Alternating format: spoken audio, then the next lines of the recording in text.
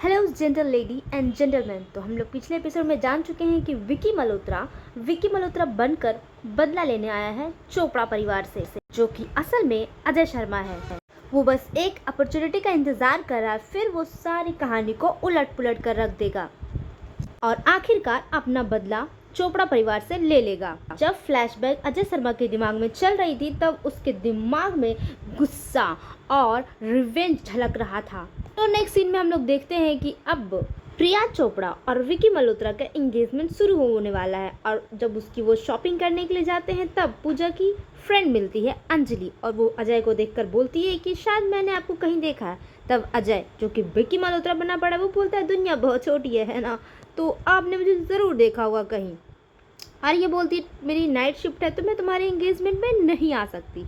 और जैसे ही घर जाती है, वो पूरे टाइम से सिर्फ फाइल ही ढूंढ रही होती है, और रात तक वो फाइल ही ढूंढ रही होती है जिसमें वो फ़ोटो उसे लगता है कि होगा विकी मल्होत्रा का, जो अजय शर्मा बना पड़ा, और उसे फ़ोटो उस वक्त ही मिल जाती है। लेकिन ये कहानी आगे बढ़ाना चाहता है या इसमें लॉजिक नहीं डालना चाहता है डायरेक्टर, मुझे बिल्कुल नहीं पता दोस्तों। तो अब ये एंगेजमेंट का सीन आ गया, जो कि रात हो गया होगा। अब फ़ोटो को हम लोग तो दिन में ही देखे थे, लेकिन फिर भी वो जो अंजलि है वो इसके घर पे नहीं आती है फ़ोटो लेकर। वो रात तक का इंतज़ार करती है कि जब रात होगा तब मैं उसे कॉल करके बताऊंगी, क्योंकि वो तो नाइट शिफ्ट पे है और नाइट शिफ्ट पे गई भी नहीं है। मुझे समझ नहीं आ रहा कि इस कहानी का लॉजिक जा कहाँ रहा है। फिर आखिरकार रात में कॉल आता है, जिसे ये घर का नौकर उठाता है। मुझे समझ नहीं आ रहा कि इतना फुद्दू सा नौकर को इतने इंपॉर्टेंट काम लोग कैसे सौंप कैसे देते हैं। इसे सिर्फ फन वे के लिए रखना चाहिए, सिर्फ काम पे रखना ही नहीं चाहिए। और आखिरकार रात में अंजलि से कॉल करती है कि मुझे सीमा के बारे में बात करना है प्रिया, और ये सुन लेता है और उसे रिपीट मोड पे बोलते बोलते जाता है। तभी विकी मल्होत्रा उसे बीच में रोक लेता है और उसे बोलता है जाओ आइसक्रीम लेकर आओ। और फिर भी वो दौड़ा दौड़ा उसके पास, प्रिया के पास चला जाता है, लेकिन अब वो बात को भूल गया है। इतना इम्पोर्टेंट बात को वो भूल गया, और उसके बाद भी लोग उसे रखे हुए हैं। मतलब इतना नुकसान सहने के लिए लोग बिल्कुल भी तैयार हैं। और ये कॉल पे अजय विकी मल्होत्रा कॉल पे जाता है और बोलता है कि ठीक है, मैं मदन चोपड़ा बोल रहा हूँ बेटा, तुम बताओ क्या तुम्हें पता चला है।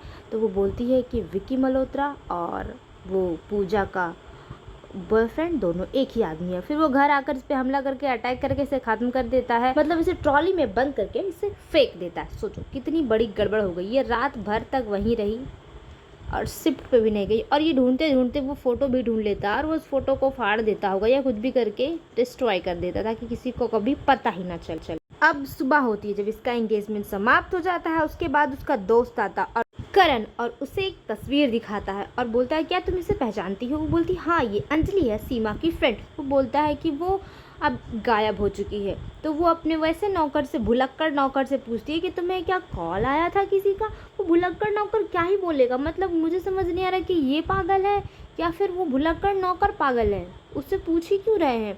फिर बीच में विकी मल्होत्रा आ जाता है और वो बोलता है कि मैंने तो शायद, मुझे कॉल आया था। और वो बार बार विकी को देख रहा होता है, और जब वो विकी को देखता है तो विकी की नज़रें नीचे झुक जाती है, बड़ा मासूम दिखता है। तब मुझे इसे एक मुक्का लगाने का मन करता है। उसके बाद बोलता है मुझे याद नहीं आ रहा, मुझे 2 दिनों की मोहलत दो, फिर मैं याद करके बता दूंगा। फिर वहाँ पे से करण चला जाता है। बोलता रुको, मैंने तुम्हें देखा था कि तुम लिविंग रूम में किसी से बात कर रहे थे, बताओ क्या हुआ। तो बोलता है सुनो, मदन चोपड़ा की बेटी प्रिया मल्होत्रा का शादी एंगेजमेंट था, तो सोचो कितने लोग कॉल किए होंगे। तो मैं उसी कॉल को अटेंड कर रहा था, मुझे नहीं पता था कि तुम इतना शक करोगे, तो मैं तुम्हें लिस्ट दे देता। हाँ, फिर ऐसा बोलता है तो बोलता चलो चलो बुरा मत मानो, मैं चलता हूँ, बाय बाय। और टाटा बाय बाय करके दोनों वहाँ से निकल जाते हैं। फिर विकी को कॉल आता है मदन चोपड़ा का कि जल्दी से उसके ऑफिस में चला जाए। तो वो जब उसके ऑफिस में जाता है तो वो बोलता है कि पावर ऑफ अटॉर्नी मैं अपने दामाद को दे रहा हूँ। अब वो मेरा होने वाला दामाद है, तो उसमें कोई ख़तरे की बात नहीं है। बोलता है सर ये तो बहुत इंपॉर्टेंट कागजात है, आप ऐसे किसी को नहीं दे सकते। उसका स्टाफ बोलता है नहीं नहीं मैं दे सकता हूँ। फिर वो फाइनली जिस रिवेंज के लिए वो इतना पापड़ बेल रहा था, अब वो इसमें कामयाब हो चुका है और पावर ऑफ अटॉर्नी उसके हाथ में आ चुकी है। तो दोस्तों, जैसा मैंने पहले वीडियो में बताया था सबको कि मतलब कोई भी इतना वफादार स्टाफ है ही नहीं जो एक कॉल करके बोल दे कि पावर ऑफ अटॉर्नी का गलत यूज़ हो रहा है, तो जितना यूज़ हुआ है जल्दी से रिटर्निंग आ जाए और बचा लिया जाए, लेकिन किसी ने ऐसा नहीं कहा। अब अगले सीन में हम लोग देखते हैं कि अरे अजय शर्मा ने मार दिया था, अब वो एक ट्रॉली में किसी इंसान को मिल जाती है जो डॉग की मदद से, और जब वो उस ट्रॉली को खोलता है तो उसकी शक्ल देखने लायक होती है। बुढ़ा इतना डरा हुआ है कि लग रहा है इसे कहीं पैक कर दिया गैस के अंदर। और टीवी पे न्यूज़ आता है कि एक अंजलि नाम की लड़की एक ट्रॉली में मिली है और लोगों में दहशत फैल गई है, मतलब सरेआम क्राइम हो रहा है। तो उसे एक शॉक लगता और उसके हाथों से बना बनाया चाय का कप गिरकर टूट जाता है दोस्तों। फिर वो अपने पुलिस दोस्त करण को कॉल करती है, बोलते तुमने न्यूज़ देखा? तो बोला मुझे पता है, इस बारे में मुझे पता है। फिर वो दोनों मिलकर सोचते हैं कि बात करते हैं इस बात पे। क्या बात करेंगे इन लोग इस बात पे, मतलब क्या ही आगे कहानी चल जाएगी। तब उसी समय अजय शर्मा जो कि विकी मल्होत्रा के फेस में पड़ा है, वो आकर उसे गले लगा लेता है और बोलता है कहाँ जा रही हूँ? बोलती है आती हूँ मैं। और जब पुलिस उसका दोस्त करण बोलता है कि अभी भी कातिल जिंदा है, जो भी पूजा के बॉयफ्रेंड के बारे में बताना चाहता है उसका मर्डर हो जाता है, इसका मतलब मर्डर अभी भी जिंदा है। विकी मल्होत्रा रात में अपनी फियांसे का इंतजार कर रहा होता है कि आखिर गई वो तो बताकर क्यों नहीं गई। वो बोलती है कि मैं गई थी अपनी दोस्त से मिलकर वापस आ गई। तो वो बोलता है कौन सा दोस्त, तुम ये क्यों नहीं बोल देती कि तुम मुझसे चीट कर रही हो? तो बोलती क्या तुम इतनी बकवास करते कैसे बोल सकते हो? उसे एक थप्पड़ जड़ देती है। बोलती तुम ऐसे फालतू से बकवास क्यों कर रहे हो? मैं बस इसलिए गई थी उससे छुप छुप कर मिलने, क्योंकि तुम और पिताजी को बिल्कुल पसंद नहीं है कि मैं सीमा के बारे में दोबारा चर्चा करूं। और ये रोते रोते चली जाती है। तब विकी मल्होत्रा उसे मनाने के लिए चाहता है और मना भी लेता है। फिर नेक्स्ट सीन में हमें पता चलता है कि प्रिया और विकी मल्होत्रा दोनों डेट पे गए हैं, लेकिन बीच में उसका दोस्त मिल जाता और बोलता है मैं हूँ विक्की मल्होत्रा। और इस बीच में दोनों की फाइट हो जाती है और वो बोलता है कि तुम अपने दोस्त को झूठ बोले तो कोई बात नहीं, लेकिन तुमने अपने दोस्त पे हाथ उठाया, ये तुमने अच्छा नहीं किया विक्की। तब अजय, और इस बात पे उसे थोड़ा सा प्रिया को थोड़ा सा डाउट हो जाता है। और दोस्तों मदन चोपड़ा की बेटी को भी कोई फ़र्क नहीं पड़ता कि उसकी कंपनी में क्या हो रहा है नहीं हो रहा है, किस चीज़ का इस्तेमाल हो रहा है, उसे भी कोई फ़र्क नहीं पड़ता। वो अपने ही लाइफ में मस्त मगन है और आखिरकार ये उसकी कंपनी पे कब्जे जमा लेता है। फिर वो आता बोल बताओ तुमने किस शर्मा को मेरी कंपनी को बेच दिया है? तो बोलता है वो शर्मा मैं ही हूँ, अजय शर्मा। तुम भूल गए 15 साल पहले मैं यहाँ था और तुम वहाँ थे, अब वो बदला पूरा हो गया है, समझ आया? और उसे पुरानी कहानी याद दिलाता है कि मैं अजय शर्मा हूँ, विक्की मल्होत्रा नहीं। और यहाँ प्रिया को थोड़ा सा भी फर्क नहीं पड़ता कि कंपनी की हालात ऐसी तैसी हो गई है, इसे बस जाके पता लगाना है कि विक्की मल्होत्रा ही अजय शर्मा है या अजय शर्मा विक्की मल्होत्रा दो अलग अलग इंसान हैं। और फाइनली इसके दोस्त की मदद से, अजय शर्मा के दोस्त की मदद से इसे पता चल जाता है कि अजय शर्मा और विक्की मल्होत्रा दो अलग अलग इंसान हैं और एक डुप्लीकेट है। ज़्यादा जानकारी के लिए आप उसकी माँ से जाकर मिल सकते हो। तो ये जाती है उसकी माँ के घर, अजय शर्मा के घर।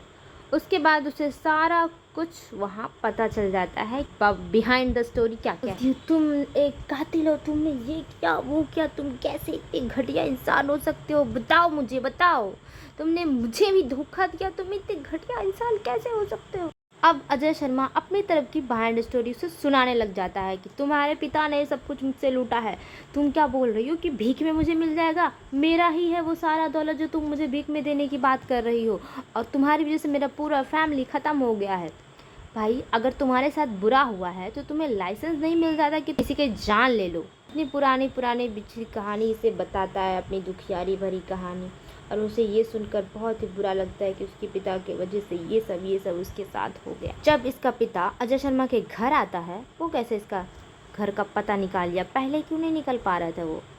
चलो छोड़ो, अजय शर्मा ने तो पहले बताया था कि उसकी फैमिली है ही नहीं, तो कहाँ से घर का पता निकालेगा? और फिर वहाँ पूरी गोली बारी बंदूक सब चल रहा होता है, गुंडे हमला सब हो रहा होता है। और ये उसकी माँ को फिर याददाश्त आ जाता है कि ये मदन चोपड़ा कितना ख़राब इंसान है, इसकी वजह से पूरा तबाही मच गया, भूकंप उसके परिवार में। अब सब लोग की फाइटिंग चल रही होती है और पीट कूट सब चल रहा होता है।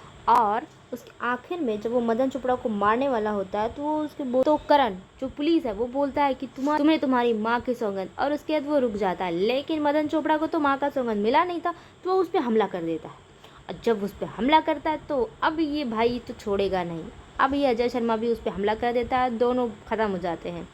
और वो ख़त्म हो जाता है और वो कहानी भी खत्म हो जाता है। भाई ये कहाँ रिवेंज लिया, जिस कंपनी को इसने रिवेंज से वापस लिया था वो तो खत्म हो गया। ना वो कंपनी अजय शर्मा की रही अब, और ना ही मदन चोपड़ा की। अब वो कंपनी बेचारी, तो देखो 2 वजह से लड़ाई खत्म हो जा सकती है। पहले कि जिसका कारण हो वो खत्म हो जाए, जैसे कि कंपनी खत्म हो जाती तो लड़ाई खत्म हो जाता, और दूसरा कि कंपनी के लिए लड़ने वाले लोग ही ना हो तो भी लड़ाई खत्म हो सकती है। तो दोस्तों इस कहानी में हीरो ही विलन है और विलन ही हीरो नहीं है हीरो। तो ठीक है दोस्तों, बाय बाय, मिलते हैं अगले वीडियो में, तब तक के लिए सायोनारा।